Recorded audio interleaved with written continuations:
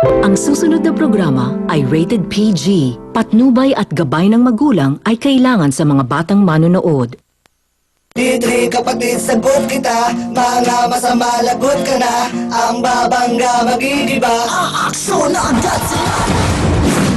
Sa ulo ng bakbakan ngayong gabi, barumbadong pagmamaneho ng mga tsuper sa Regalado Avenue sa Fairview, ating tutuldukan.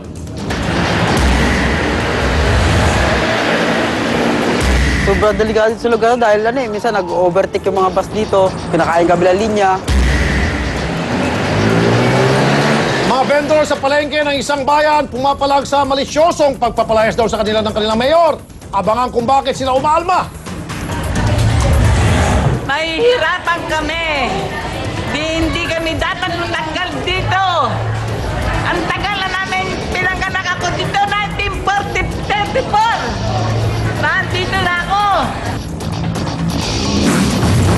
Huli sa akto ang mga dorobo na nagbebenta ng hotel discount kuno. Sir, kami mga discount ka pang iba dyan. Mas okay yung discount kasi dati 70% and 50% discount. So, ang room kasi natin, ma'am, is 3,200. So, yung 70%, 900 plus.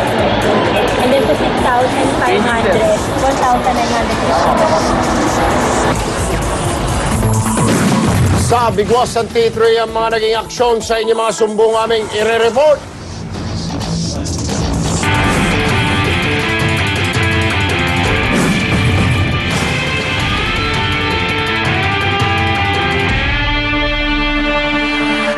Dahil wala silang nagkasang mga oras kung may slow.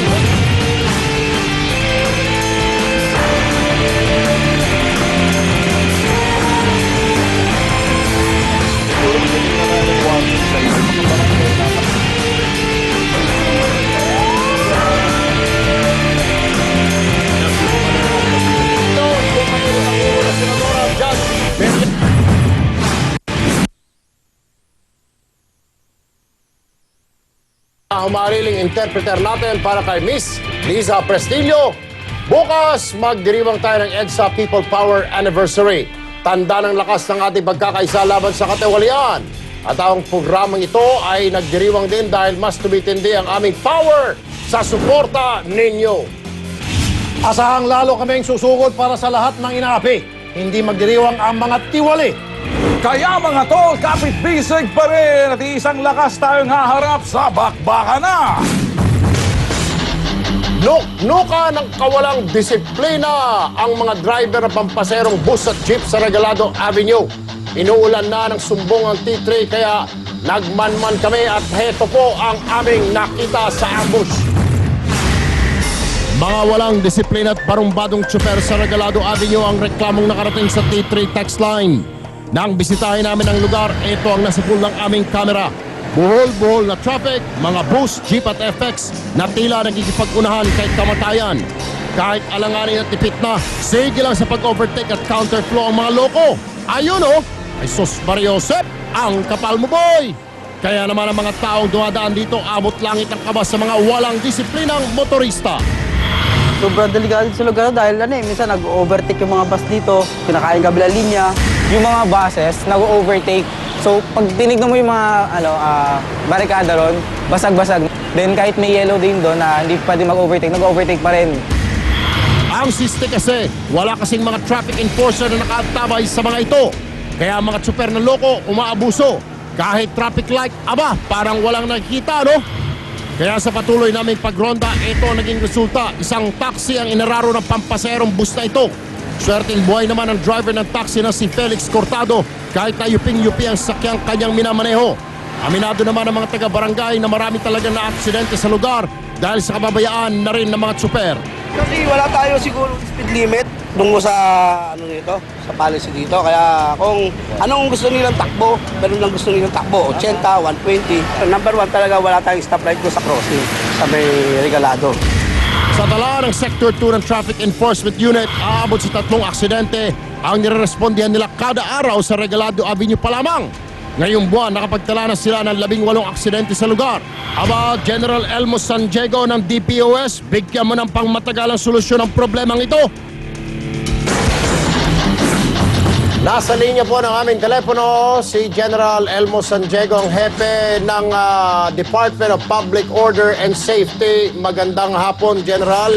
Magandang hapon, Erwin, pati sa mga nakikinig natin. Yes, sir. 3 aksidente araw-araw ang naitala sa Regalado Avenue. Dati po sa Commonwealth, araw-araw may aksidente, pero humigpit po ang MMDA na wala po ang aksidente. Ngayon sa Regalado naman, dahil mga bastos na mga tsuper, nagka-counterflow. Aba ano po, ang gusto po namin marinig sa inyo, sir, kung meron na ba kayong plano dyan, meron kayong pangmatagalan na solusyon at hindi po band-aid solution, General San Diego. Yeah, Erwin, kasi ang ginagawa natin ngayon, special operation tayo ron sa lugar. Kasi nga nagtutulong-tulong kami ng MMDA dahil dun sa, meron sila kasing speed radar gun. Gusto namin mahiram sana. Para sa ganun, ma-regulate natin yung speed limit yan. Kasi technically, yung 60 kilometers per hour natin sa Commonwealth, pareho rin dapat yan sa lugar na Regalado. Ang problema, wala pa kami ng makina. So kami, nagpo-coordinate kami sa MMPA para may isang special operation, mahuli na natin itong mga nag-overspeeding na to. Sir, makasingit lamang ho. Hindi po Sige lang, overspeeding ang problema sa Regalado, General San Diego, kundi bagkos yung counterflow po. Kung kayo ho'y may TV ngayon at kayo nakatutok po sa TV5, makikita ho ninyo na counterflow po ang problema dyan. Yung mga driver, dahil nga sa mga bus na ang tagal naka-stop sa mga no-stop area, nagka-counterflow yung mga jeep at mga privately owned vehicles. Kaya nagkakaroon ho ng disgrasya. 3 disgrasya araw-araw ang naitatala po sa kahabaan ng Regalado Avenue, General San Diego, sir. Yeah, Erwin, magpo-conduct tayo ng special operation dyan para sa mga nagpa-violate. Pero sir, yung sinasabi po ninyong special operation band-aid solution ho yan, pansamantala. Bigyan mo nga kami, sir, ng isang pangmatagalang solusyon, General San Diego. Yeah, lalagyan natin ng mga permanenteng mga traffic enforcer natin na dyan lang dedicated dyan sa lugar para mabigyan ng tamang solusyon. Yan ho, gusto namin marinig. So, simula ho, bukas, meron na tayo makikita yan sa kahabaan ng Regalado. Alright. Yung sinasabi kasi, General San Diego, ni Tolero, si Rafi po ito, yung pong bottleneck, sa isang lugar na kung saan paborito po mag-ipon-ipon po yung mga boss na nakalagyan man doon, no loading and unloading, doon po kasi pupunta mga pasahero. Ngayon, kahit na bawal, alam ng mga boss yun, ng mga driver, nandun yung pera, kaya doon sila pupunta. Kaya dapat po talaga, sir, may mga traffic enforcer doon na sasawayin yung mga pasahero at yung mga bus driver na makukulit, titikitan po, sir. Tama, Rafi, kailangan hulihin talaga natin. So magkakaroon na po ng permanente talagang naka-station po sa mga lugar. Oo naman, Erwin. Sige po. Sige po, asahan ho namin yan sa Lunes. Medyo luluwag na ho yung traffic niya. Maraming salamat po sa inyo, General Elmo San Salamat sa Diego. inyong dalawa. Alright. Okay, Mayor ng isang bayan, pinapahamak daw ang buhay ng mga tindera. Mahihirapan kami. Hindi kami dapat matanggal dito. Ang tagal na namin pinanganak ako dito, 1934. Nandito na ako. Mga ibinibentang deskwento sa mga hotel, huwag paloloko ang modus na yan aming caught in the act. Ako na pa, yes sir. Kami mga discount ka pang iba dyan. Mas okay yung discount kasi dati 70% and 50% discount. So, ang room kasi natin ma'am is 3,200. So, using 70%, 900 plus. And then sa 6,500, 1,900. At ang aming report card sa mga kasong aming nasolusyonan sa bigwas ng T3.